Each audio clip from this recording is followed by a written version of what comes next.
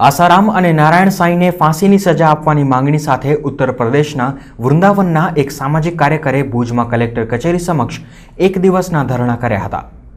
લાલબાબા નામનો આ કાર્યકર પોતે આસારામથી પીડિત છે। લાલબાબાની 52 વર્ષીય પત્ની રમાદેવી અમદાવાદના મોટેરામાં આવેલા આસારામ આશ્રમમાંથી 9મી ફેબ્રુઆરી 2009ના રોજ ગુમ થઈ ગઈ હતી। પત્નીને શોધવા લાલબાબાએ આકાશ પાતાળ એક કર્યા, પણ તેનો ક્યાંયથી પત્તો ના મળ્યો। અંતે આસારામ અને તેના કુપુત્ર નારાયણ સાંઈની પાપ લીલાઓનો પર્દાફાશ કરવા લાલબાબાએ દેશભરમાં આ પ્રકારે સત્યાગ્રહ આંદોલન છેડ્યું છે। ધર્મની આડમાં ધર્મને ધંધો બનાવી ચૂકેલા આ બાપ બેટા ધર્મપ્રેમી જનતાને લૂંટી રહ્યા છે, મહિલા ભક્તોને હવસનો શિકાર બનાવી રહ્યા છે તેવો આરોપ કરી લાલબાબાએ બીજા લોકો તેમની માયાજાળમાં ના ફસાય તે માટે જનજાગૃતિ આંદોલન છેડ્યું છે।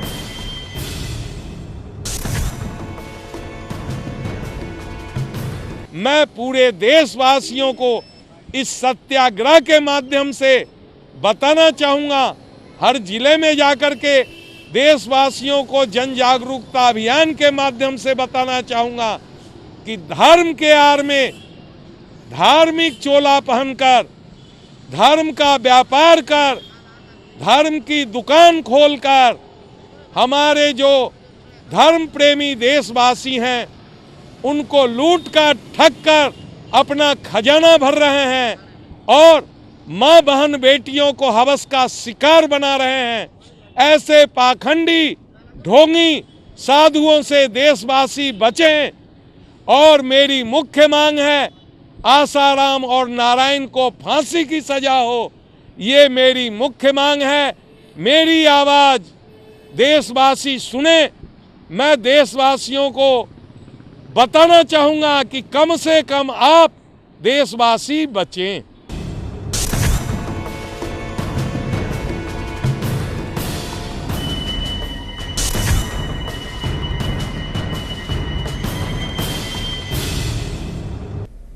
તો રાપરમાં આપઘાત અને અકસ્માતના બે અલગ અલગ બનાવમાં બે લોકોના અપમૃત્યુ થયા હતા। રાપરના વ્રજવાણીમાં આવેલા આવડ માતાના મંદિર પાછળ કૂવામાં અકસ્માતે પડી જવાથી 19 વર્ષના નરેશવન ગોસ્વામી નામના યુવકનું અકાળે મોત નીપજ્યું હતું। તો રાપરના લાકડિયા ગામે 50 વર્ષીય એક મહિલાએ બીમારીથી કંટાળી ગળે ફાંસો લગાવી આપઘાત કરી લીધો હતો। મૃતક મહિલા માનસિક અસ્થિર હોવાનું પોલીસની પ્રાથમિક તપાસમાં બહાર આવ્યું હતું।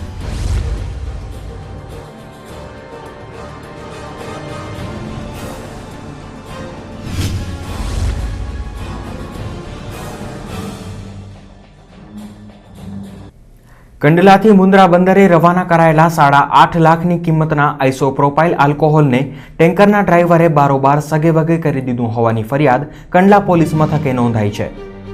ફરિયાદી ઇકબાલ રહેમાન શેખ ગાંધીધામના રહીશ છે।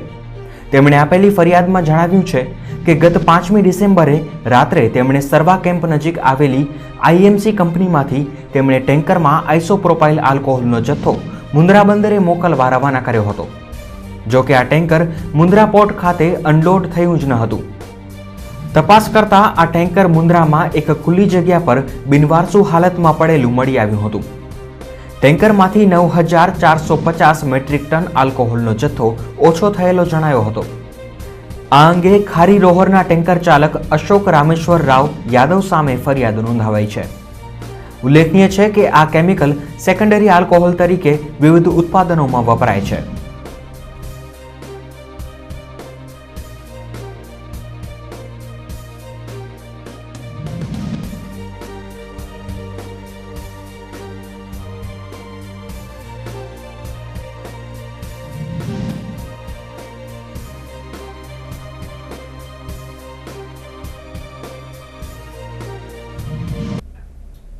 ભુજની ભાગોળે એપીએમસી નજીક આવેલા અંજલીનગરમાં ગટર લાઇન નાખવાની કામગીરીનો પ્રારંભ થયો છે।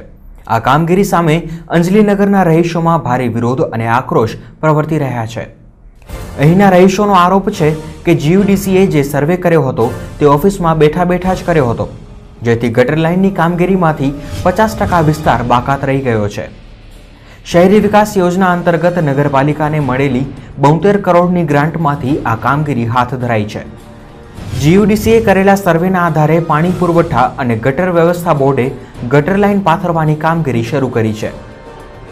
આ અંગે સ્થાનિક રહીશોએ સંબંધિત સરકારી તંત્રો સમક્ષ રજૂઆત કરી હતી, જે સંદર્ભે પાણી પુરવઠા બોર્ડે ઘટતું કરવાની ખાતરી આપી હતી. પણ દરેક વિસ્તારોમાં એવી ફરિયાદો છે કે જ્યાં જ્યાં જીયુડીસીએ સર્વે કર્યું છે ત્યાં બેઠા બેઠા જ સર્વે કરાયું એવું જણાય છે. કારણ કે અમારે અંજનીનગરનું જોતાં 40% જેટલો વિસ્તાર બાકી રહી જાય છે.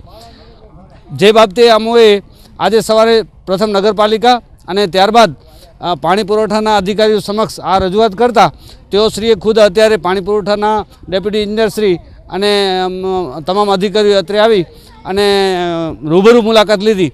ત્યારબાદ એવું જણાવ્યું કે શક્ય હશે એટલો વિસ્તાર અમે ઉપરથી મંજૂરી લઈ અને એક્સેસ કરી અને આ પૂરતા કરી દઈશું. તેના માટે મંજૂરી લેવી પડશે એવું જણાવવામાં આવ્યું. જ્યારે નગરપાલિકાને આજે અમે સવારે મળ્યા ત્યારે નગરપાલિકાને આ બાબતની જાણ જ નથી કે આ કામ ક્યાં ક્યાં ચાલુ છે, કોના દ્વારા ચાલુ છે. તો આપણે એવું જણાય છે કે નગરપાલિકા અને સ્ટેટના બીજા જે તંત્રો છે એનું કોઈ સંકલન જ નથી.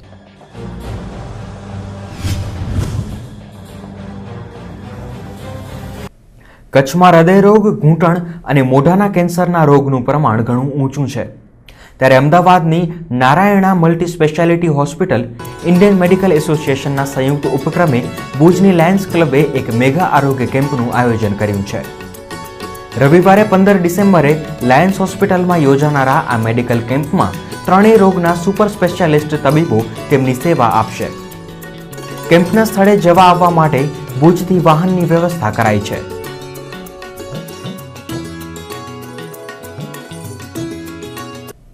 વધુ સમાચારો જોઈશું, પરંતુ આ વિરામ બાદ.